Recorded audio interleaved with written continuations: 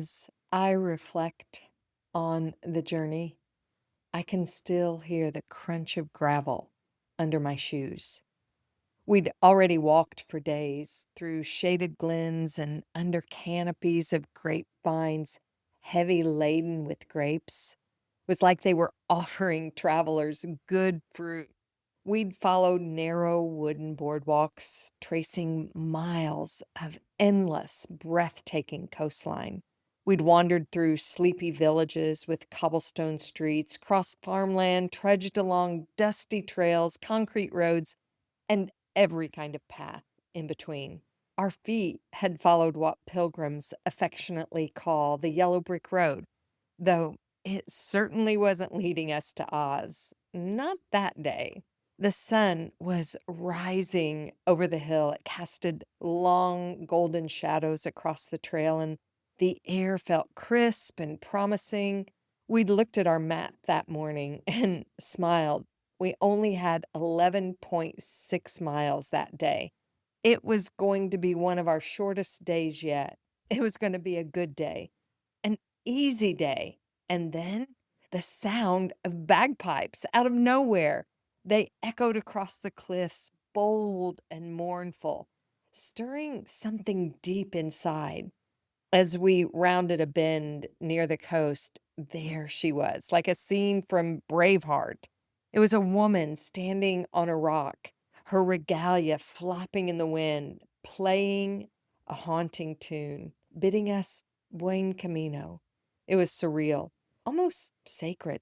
She didn't say a word, she simply played, powerful, haunting, holy. It was as if the music itself knew what lay ahead. Because, friend, what came next was not easy. It was day 6 of our great adventure, almost halfway there. It wasn't the longest day, but it was full of hills, endless uphills, sneaky, relentless climbs that wore me down inch by inch. Wind pushed against me. A pack felt twice as heavy as it normally did. My legs throbbed. I found myself stopping more often than usual to breathe, to stretch, to fight back a whisper that kept growing louder. You're not as strong as you think, Misty. You can't do this. Eventually, we reached a village and grabbed a bite to eat. I was so hopeful. It was almost over. And that's when Craig, my hill conquering, adventure loving husband, looked at me and reminded me of something that nearly broke me. I think there's just one more hill before we get to our place for the night. It might be kind of steep. Just one more. But, his words could not prepare me for this hill. This hill, it felt kind of like a betrayal. It was steep, relentless. It was a half a mile of ascent into pure misery. My legs burned, my heart pounded, and my anger, it boiled. As I looked up, Craig forged onward. I knew there was no way for me to keep up with his pace. He loves a good hill to climb. So, slowly, reluctantly, I began to climb. Each step was a wrestle between my body and my will, my mind and my emotions. And my emotions were winning big time. My sunglasses were hiding the tears that were welling up in my eyes, and I thought, why is it always a hill? Why another one? Why did he do this to me? I quit. But here's the thing. In reality, I couldn't quit. There was no car, no Uber, no plan B. The only way to the top, to our resting place, was one angry, sweaty, exhausted step at a time. There was no turning back. I wasn't going to sleep on the street. Something awaited me at the top. And even though I didn't know what, I kept saying yes. One angry, slow, tearful step at a time. Hey there, sweet friend. Welcome to the Mom to Mom Mentoring Podcast, where we take off the masks, pull up a seat, and lean into what it means to live, lead, and love with purpose and passion, right in the middle of messy motherhood. I'm Misty Hughes. I'm an ICF certified transformational life and leadership coach, strengths champion, Symbis facilitator, speaker, and a fellow traveler with you as you navigate the highs and lows of life, leadership, and motherhood. I help kingdom-minded moms like you who are overwhelmed, spiritually dry, or just plain tired of spinning all the plates or wearing all the hats. I help you rediscover your God-given identity, align your life with what matters most, and live powerfully, lead with purpose, and love with passion. And if you're new here, welcome. I'm also a wife, Grammy to 6 wild and wonderful grandkids.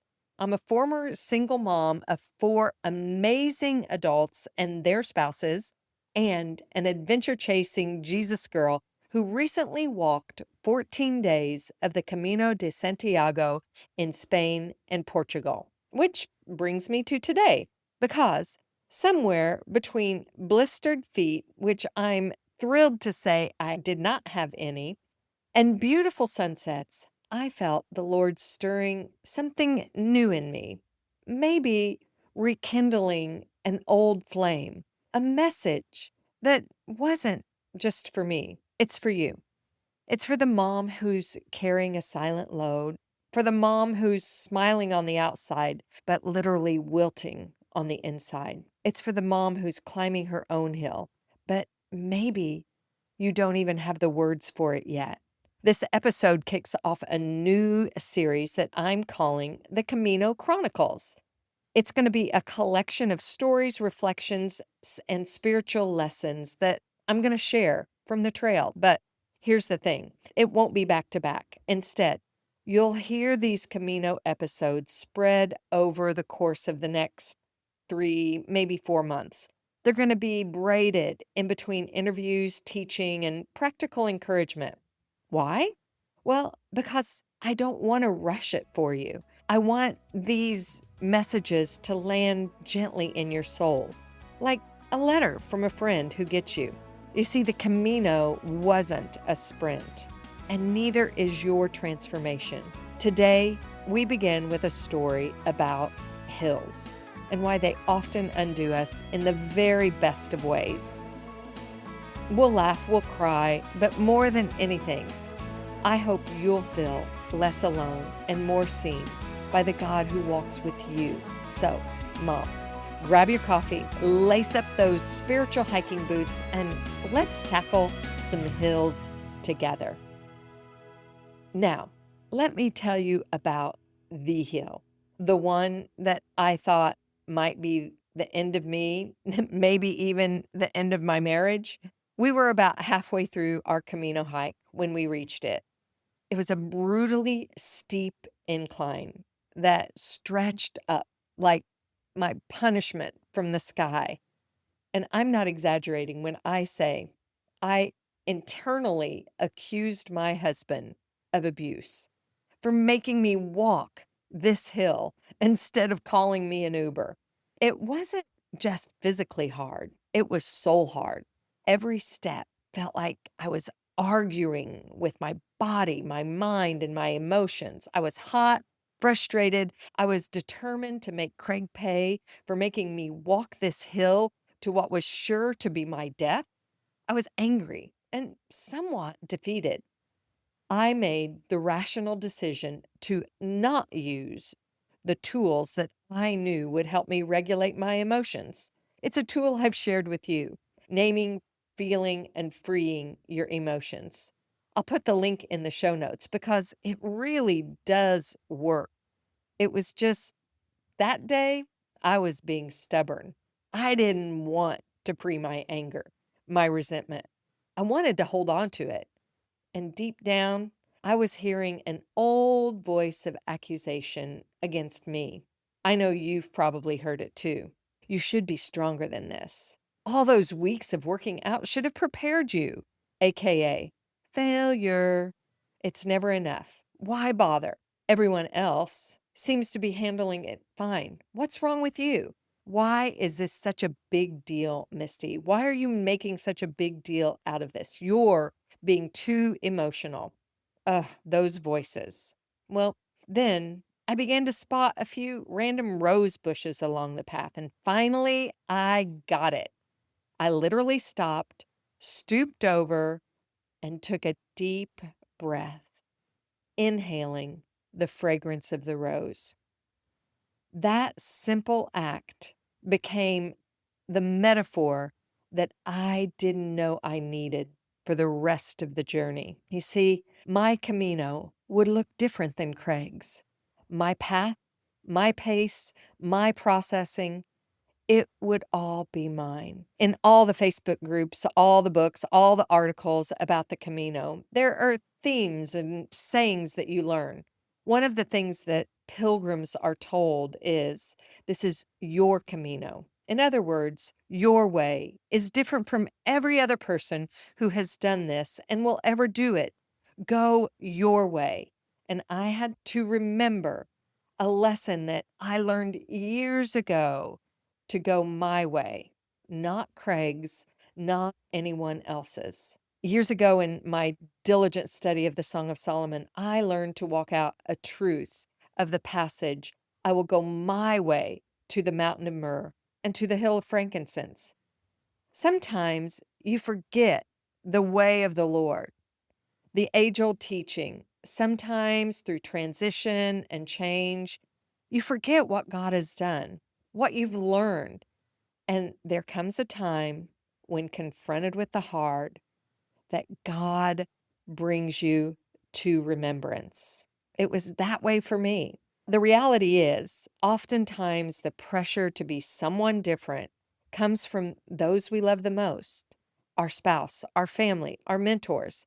They say, "This is how I did it." And they mean well, but you have to find your own rhythm and relax into that rhythm. That's what God was showing me again in his kindness and in response to some prayers that I'd been praying prior to the Camino. God was calling me to remember.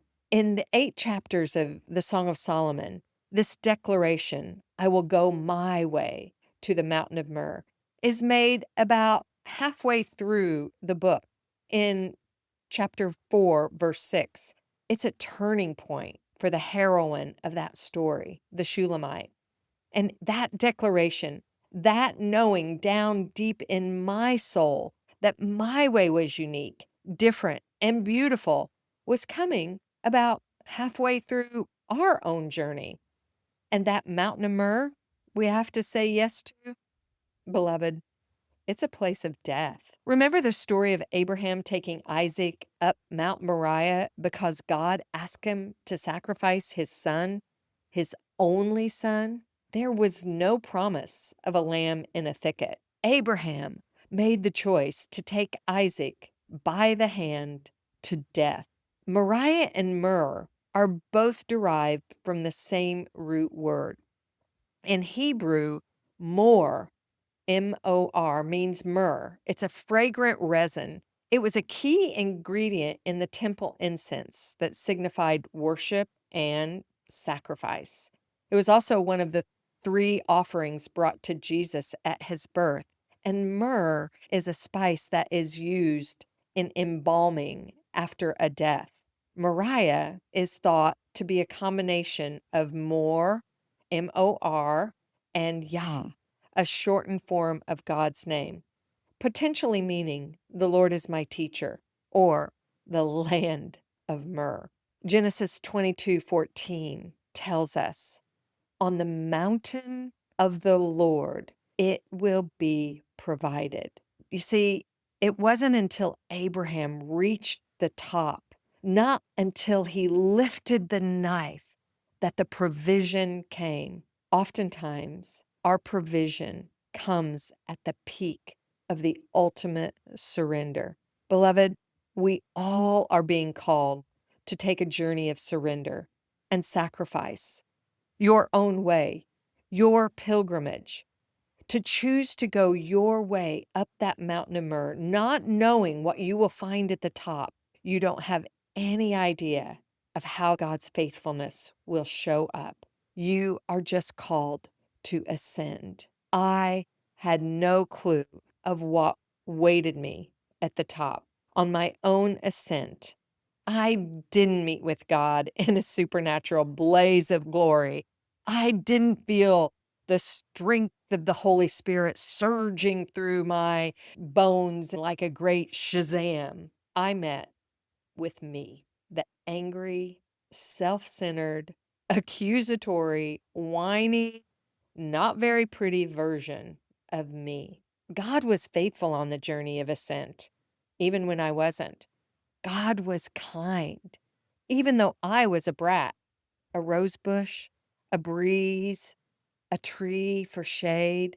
Craig even came back down to give me a hand, which I quickly pushed away. I had chosen not to regulate my emotions. I knew my 90-second practice. I knew better. I just didn't want to do it. I wanted to be mad. But even still, God didn't withdraw. Craig didn't either. He received my apology.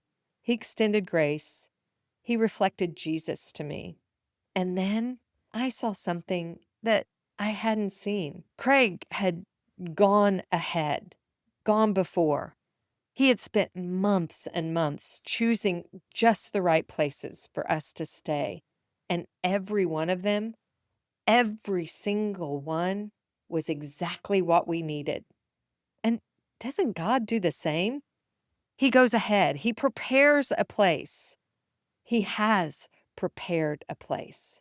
And we fuss, complain, accuse on the very way to His provision. I wonder about Abraham. I wonder what his journey was like up that mountain of myrrh. You see, Isaac's name means laughter. Did Abraham take laughter by the hand and lead him to surrender? Well, I certainly wasn't laughing that day, but God's provision still waited at the top. The hill wasn't just physically hard, it was mentally excruciating. The exhaustion stripped me down to my rawest self. Mom, have you ever felt too tired to fight the thoughts that you know are lies?